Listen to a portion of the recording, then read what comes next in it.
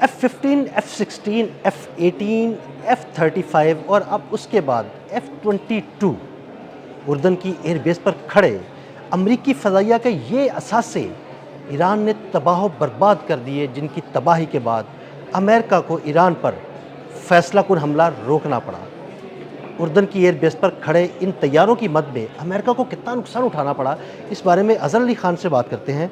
अज़हर भाई, कुछ तैयारों के नाम मैंने दिए हैं, इसके अलावा कुछ ड्रोन्स भी शामिल हैं, एक दो तैयारे और भी शामिल हैं। अमेरिका फैसलाकुन कार्रवाई करना चाहता था ईरान के ख़िलाफ़, लेकिन जब उसे पता लगा कि भाई उर्दन की एयरबेस पर उसका इतना नुकसान हो चुका है कि अब उसके तैयारे उर्दन से फ्लाई नहीं कर सकते, तो उसे हमला रोकना पड़ा। जी, अदील भाई, उर्दन, कुवैत और बहरीन, यहाँ की जो एयर बेसेस हैं उस पे ईरान ने क़यामत ढा दी। और न सिर्फ क़यामत ढा दी बल्कि वहाँ पर मौजूद हर काम की चीज़ को तहस नहस कर दिया, बर्बाद कर दिया। और ये अगर आप मजमूई तौर पे अगर इसकी मालियत लेंगे तो आप तकरीबन अरबों डॉलर तक पहुँच ही जाएंगे। और आप अगर इसको अलग अलग करके देखना शुरू करेंगे तो आपको पता चलेगा कि F-15, F-16, F-18, F-22 Raptor तैयार है। ये पहली दफ़ा ये खबर सामने आई है, इस जंग के दौरान F-22 पहली दफ़ा तबाह हुआ है और वो ज़मीन पर खड़े खड़े, यानी वो फ़िज़ा में आ ही नहीं सका, ज़मीन पर खड़े खड़े तबाह बर्बाद हो गया। और ये इनका 5th जनरेशन लड़ाका तैयार है। बिल्कुल ऐसा ही है। F-22 रैप्टर जो तैयारा है, एक से ज़ायद उसके तबाह होने की इत्तलात आ रही हैं सामने, और इसको डिस्कस किया जा रहा है बहुत सारी मीडिया रिपोर्ट्स में। और ये तकरीबन $200 मिलियन तक का एक तैयारा है। और ये $200 मिलियन जी, सबसे महंगा तैयारा है और सबसे ख़तरनाक तैयारा है।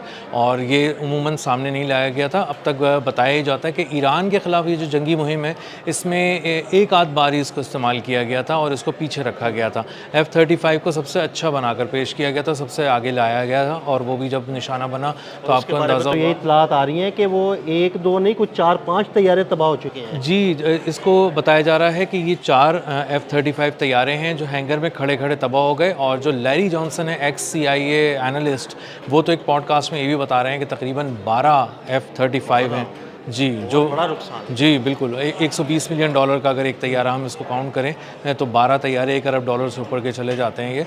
और अंदाज़ा होता है कि बहुत ही बड़ा झटका पड़ा है, अमेरिका को लगा है। जो उन्होंने सबसे जो ख़तरनाक हमला था वो बहरीन में किया गया, और उसके जो शेख ईसा एयर बेस है उस पे ये F-22 को निशाना बनाया गया। अच्छा। जी, वहाँ पे F-16 भी थे, F-22 भी थे, F-35 भी थे, और इसी तरह MQ-4C ट्राइटॉन भी थे तैयारे, जो इससे भी महंगा है F-22 रैप्टर से भी। वो $240 मिलियन का एक ड्रोन है, सर्वेलेंस ड्रोन है।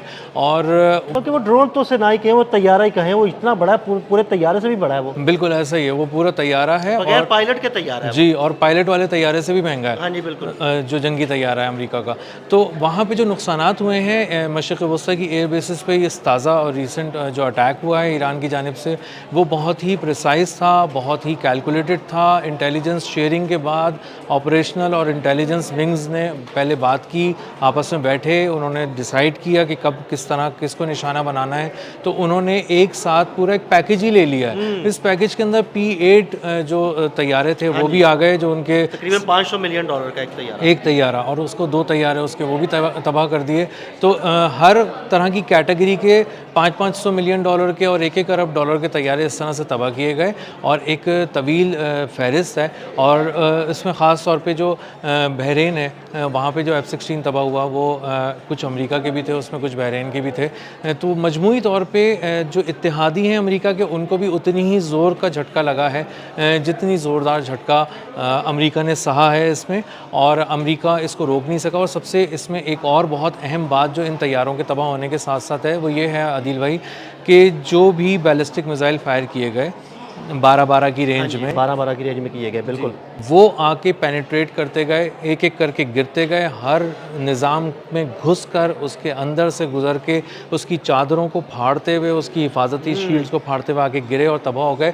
और पैट्रियट जो थे ये फायर करते रहे ये लोग सिस्टम से, लेकिन पैट्रियट तो पागल हो गए, वो रोक ही नहीं पाए, ओवरवेलम हो गए। और उन्होंने एक बार फिर अपने बहुत सारे इंटरसेप्टर्स को ज़ाया किया, और एक बार फिर इन बेसिस पे जो अमेरिका ने इंतज़ाम किया हुआ था हिफाजत का भी और किसी तरह के अटैक का भी, उसको भी बहुत बुरी तरह नुकसान पहुंचाया। और इसी तरह बहरीन में बताया जा रहा है कि एक AR-327 रडार है जो बहुत ही महंगा है, जिसकी कोई मालियत नहीं है। उसकी वजह ये है कि वो बहुत ही ख़ास मौक़ों पे ला के लगाया जाता है और उसकी price tens of thousands of dollars है। तो बहुत ही ज़्यादा महंगा एक उनका देखने का एक इंतज़ाम है और उसको बराह रास्त हिट करने का मतलब ये है कि आपने अपनाए हुरमुज़ को देखने वाली आँख फोड़ दी है। और वहाँ पे जब वो देख रहा था AR-327 रडार, तो बुनियादी तौर पे वो अपनाए हुरमुज़ की तरफ जो भी किसी किस्म का मिशन करना हो, किसी किस्म की मुहिम करनी हो ईरान का ज़ोर तोड़ने के लिए समंदरों में, उस आँख से देखा जा रहा था। तो वो आँख भी ईरान ने फोड़ दी। अच्छा तो भाई मैं बड़ा हैरान होता हूँ कि बहरीन, उर्दन और कुवैत पिछले 2 दिन के दौरान इन 3 अड्डों को सिर्फ निशाना बनाया गया, लेकिन इतनी खुश सलूबी, इतना प्रिसाइज तरीके से बनाया गया कि अमेरिका का कोई एसेट नहीं बच सका, कोई तैयारा नहीं बच सका। जी अदिल भाई, ये ना जज्बात में किए गए अटैक नहीं थे और अचानक किए गए अटैक नहीं थे। सबसे पहले ईरान की फोर्सेस ने अपनी इंटेलिजेंस से मालूमात इकट्ठी की। उसके बाद जो इनके एरोस्पेस के जो लोग थे वो बैठे साथ, इन्होंने देखा हम सेटेलाइट से हमारे पास क्या इमेजेस आ रहे हैं, बहुत ही फाइन इमेजेस आ रहे हैं इनके पास। 4K रिजल्ट आ रहा है इनके पास इस वक्त। 4K रिजल्ट कौन दे रहा है, किसके सैटेलाइट दे रहे हैं? चाइना, रशिया, ये 2 ममालिक ही तो हैं। बिल्कुल ऐसे ही है, चाइना और रशिया हैं जिनके सेटेलाइट हैं। और ये 4K रिजल्ट जब मिल रहा है तो एक एक तस्वीर को खोल खोल के जब देखा जा रहा है, जूम इन करके देखा जा रहा है, तो पता चल रहा है कि कहाँ एग्जैक्टली वार करना है। तो वो रनवे भी उड़ा रहे हैं, वो वेयर हाउसेस भी उड़ा रहे हैं, वो कम्युनिकेशन के रडार्स भी उड़ा रहे हैं, हैंगर्स भी उड़ा रहे हैं, उन हैंगर्स में खड़े तैयारे भी उड़ा रहे हैं। जी टावर भी उड़ा रहे हैं, हैंगर्स उड़ा रहे हैं और ख़ास हैंगर्स उड़ा रहे हैं, हर हैंगर नहीं उड़ा रहे। वो देख रहे हैं F-35 किस छत के नीचे है, F-22 रैप्टर कहाँ खड़ा हुआ है, MQ-4C ट्राइटॉन जो उनको पता था कि ये आएगा और फिर शायद दोबारा ना पकड़ा जा सके या इसको पकड़ना मुश्किल हो, तो उन्होंने कहा इस जड़ को भी यहीं काट दो। तो इसीलिए उन्होंने बहुत ही प्रिसाइज अटैक किए, सेटेलाइट इमेजेस को देखते हुए किए और इंटेलिजेंस की बुनियादों पे किए। और ये भी बताया कि बटन दबाने से पहले, जिस वक्त उन्होंने लॉन्च किए मिसाइल्स, आखिरी वक्त में एक बार फिर इंटेलिजेंस से पूछा गया कि जो कुछ हम तबाह करने जा रहे हैं वो हिल तो नहीं गया अपनी जगह से, हटा तो नहीं दिया गया, मतलब वहीं पे मौजूद है। दोबारा एक दफा फिर इंफॉर्मेशन ली गई। जी बिल्कुल आखिर में। और उसके बाद उन्होंने फायर किया। तो इसका मतलब ये कि ईरान न सिर्फ अमेरिका, उसके इत्तेहादियों को बहुत ही गहरी चोट पहुंचा रहा है, ज़ख़म लगा रहा है बहुत गहरे, ऐसे ज़ख़म जो मुंदमिल नहीं हो सकते, बल्कि वो साथ साथ अपने मिसाइल भी बचा रहा है और अपने मिसाइलों को बहुत ही कीमती समझता है, जो कहता है ना बहुत बड़ी तादाद में। तो इसका मतलब ये नहीं कि वो उसको जज्बात में आके ज़ाया करना जो है ना वो चलाता रहे, वो बिल्कुल अपने हदफ को निशाना बनाता है और उतने ही मिसाइल फायर करता है जिनसे उनको तबाह किया जाता है। जी, जहां 12 मिसाइल भेजने थे और 12 साइट्स को तबाह करना था, वहां तबाह की। और उन्होंने मजमूई तौर पे एक एयरबेस पे 2 वेव्स के अंदर 2 अटैक करके 18 टारगेट्स को निशाना बनाया। तो कुवैत और बहरीन इस वक्त बुरी तरह हिल चुकी है उसकी ज़मीन। अमेरिका जो है वहाँ पे उसके कदम पहले ही बहुत बुरी तरह उखड़ चुके थे, लेकिन अब अंदाज़ा ये हो रहा है अमेरिका को कि वो छोटी मोटी मुहिम के लिए भी टेक ऑफ नहीं कर सकता, क्योंकि ईरान की नज़र बहुत गहरी है टेक ऑफ पे, प्लेन्स पे, रनवेज पे और इन सारी चीज़ों पे।